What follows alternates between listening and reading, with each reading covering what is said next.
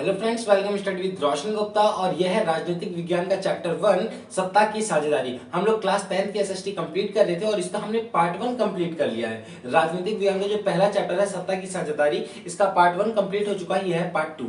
तो पार्ट 1 में क्या क्या पढ़ा था, हल्का सा तुरंत क्विक रिवीजन करते हैं। हमने कहा था कि भैया सत्ता की साझेदारी का मतलब होता है कि जो समाज के विभिन्न समुदायों को मिलना, ठीक है।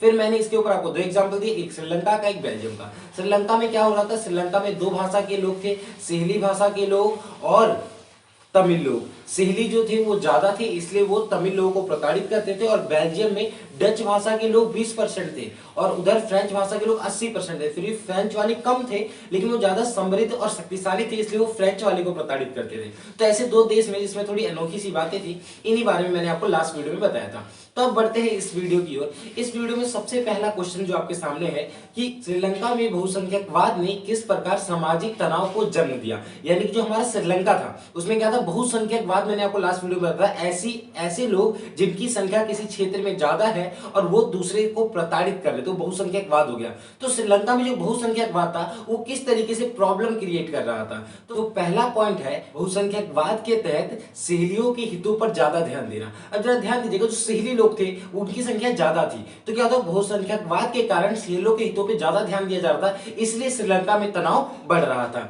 और आपका सेकंड पॉइंट है सिंहली पे तो ध्यान दिया जा रहा था और साथ ही साथ तमिलों के जो हित थे उसको दरकिनार कर दिया जा रहा था। यानी कि तमिलों के बारे में, जो तमिल भाषी लोग थे उनके बारे में तो कुछ भी सोचा नहीं जा रहा था कि तमिल लोग कैसे पढ़ेंगे, उनकी शिक्षा कैसे की जाएगी, उनका विकास कैसे किया जाएगा, इसके ऊपर कोई ध्यान नहीं था। सारा ध्यान किसके ऊपर था, सिंहली लोगों के था। थर्ड पॉइंट की ओर बढ़ते हैं कि सिंहली को राजनीतिक क्षेत्र, जो सिंहली लोग थे वो राजनीतिक क्षेत्र में तो बढ़ रहे थे, लेकिन जो तमिल लोग थे उनको राजनीतिक मुद्दों से क्या कर दिया जा रहा था, वंचित रखा जा रहा था। यानी जो हमारे तमिल थे वो राजनीति से बहुत ज्यादा दूर थे। सभी महत्वपूर्ण एकाधिकार जो थे वो सिंहलियों के पास थे, जितने भी इंपॉर्टेंट एकाधिकार। एकाधिकार का मतलब था मोनोपोली।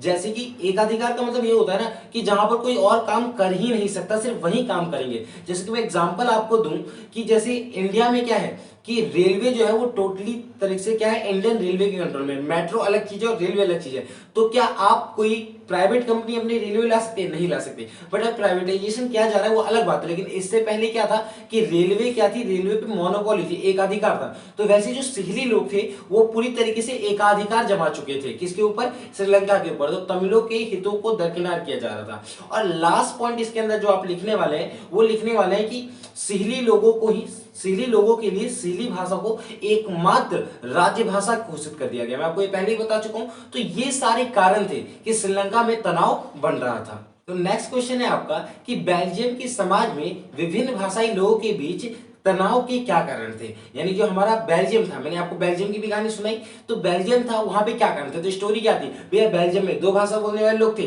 डच और फ्रेंच। डच की परसेंटेज कम थी लेकिन वो ज्यादा पावरफुल थे, फ्रेंच की परसेंटेज ज्यादा थी बट वो कम पावरफुल थे। इसका जो पहला पॉइंट होगा वो होगा डच भाषा द्वारा जो फ्रेंच भाषी लोग थे उनकी भाषा का अवहेलना करना। और जो सेकंड पॉइंट होगा वो जो राजनीतिक सत्ता का था उसका ध्यान सिर्फ एक विशेष समुदाय की ओर केंद्रित था, जो था डच भाषा। साथ ही साथ डच भाषा जो लोग थे उनका समृद्ध और ज्यादा शक्तिशाली होना भी एक कारण था। और आर्थिक, शिक्षा और विशेष जो भी चीजें थी वो सिर्फ एक समुदाय तक सीमित थी। तो ये कारण है किसका, कि जो हमारे बेल्जियम में किस प्रकार एक अल्प, जो कम बोलने वाली भाषा वाले लोग हैं वो एक ज्यादा भाषा यानी कि बहुसंख्यकवाद को क्या कर रहे हैं, प्रताड़ित कर रहे हैं। बढ़ते हैं नेक्स्ट क्वेश्चन की ओर कि श्रीलंका में पास हुए 1950 के कानून को समझाइए। तो जो 1950 का कानून हुआ था उसके तहत कई सारे फैसले लिए गए थे, तो बढ़ते हैं उनकी ओर। तो पहला फैसला लिया गया था उसके तहत कि जो सिंहली भाषा है उसे राजभाषा घोषित कर दिया जाएगा, पहला पॉइंट। सेकंड पॉइंट की ओर बढ़ते हैं कि जो शैक्षणिक संस्थान में जितनी भी सरकारी नौकरियां हैं उसमें सिंहली भाषी लोग स्वतंत्र रूप से पार्ट ले सकते हैं और उनको ही प्राथमिकता दी जाएगी। जो तीसरा पॉइंट था कि बौद्ध धर्म की अर्चना स्वतंत्र रूप से किया जा सकता है और सिंहली लोग राजनीतिक प्रक्रियाओं में स्वतंत्र रूप से भाग ले सकते हैं। नेक्स्ट और आज का लास्ट क्वेश्चन है कि सामाजिक विविधता वाले शासन में सत्ता का बंटवारा किस प्रकार किया जा सकता है। मतलब एक ऐसा देश जहां पर कई तरह के लोग हैं, वहां पे सत्ता का बंटवारा किस तरह करेंगे ताकि लोग अच्छे से रहें, टकराव ना हो। तो सबसे पहले आप ध्यान देंगे, जो आपका पहला पॉइंट होगा कि विभिन्न चीजों के आधार पर यानी धर्म और उसके द्वारा पहले तो सत्ता का आपको बंटवारा करना पड़ेगा। इसका मतलब ये नहीं कि देश का बंटवारा, यानी कि कुछ ग्रुप्स को एक आपको पर्टिकुलर पावर देना पड़ेगा, प्लस इन लोगों को अलग अलग रखना पड़ेगा। अगर आप इन्हें एक ही तरह के रूल्स के अंदर बांधने की कोशिश करेंगे तो इनमें क्या होगा, सामाजिक टकराव बढ़ने चालू हो जाएंगे। नेक्स्ट है आपका सामाजिक रूप से पिछड़े हुए महिलाओं और वर्गों को विधेयक में साझेदारी या हिस्सेदारी, यानी कि ऐसी महिलाएं या ऐसे वर्ग जो पिछड़े हैं उन्हें क्या करना पड़ेगा, जो विधेयक है उसमें भी हिस्सेदारी देना पड़ेगा। इसलिए आप देखते हैं कि कई जगह क्या होता है, आरक्षण होता है कि जो गर्ल्स हैं, जैसे अगर 4 सीटें हैं तो उसमें एक सीट पे गर्ल्स का होना जरूरी है।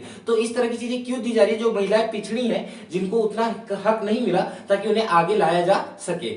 अगला पॉइंट है आपका अल्पसंख्यक समूहों को आरक्षण देकर। ऐसे समूह जो अल्पसंख्यक है, तो जो अभी भी आप देखते हैं आरक्षण SC ST OBC और जनरल और EWS और भी कई तरह के आरक्षण में बंटवारा हो रखा है, यानी कि ऐसे पक्ष यानी कि ऐसे वर्ग जो बहुत पिछड़े हुए हैं उन्हें आरक्षण देकर भी हम उन्हें कहां ला सकते हैं, आगे ला सकते हैं और समुदाय में एक इक्वालिटी की तरफ बढ़ सकते हैं, ताकि सामाजिक टकराव ना हो और जो दबे हुए हैं उन पे भी कुछ पावर्स आ जाए ताकि लोग उन्हें दबाए ना।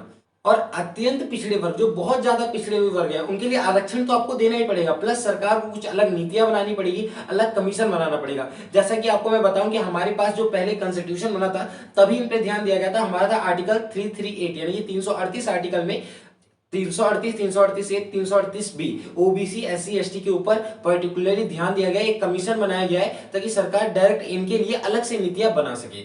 तो फ्रेंड्स, आज हमने लगभग 3-4 क्वेश्चन को अच्छे से एक्सप्लेन करके पढ़ा। होप आपको सारी बातें समझ में आई होगी। नेक्स्ट वीडियो में इस चैप्टर को हम लोग एंड कर देंगे।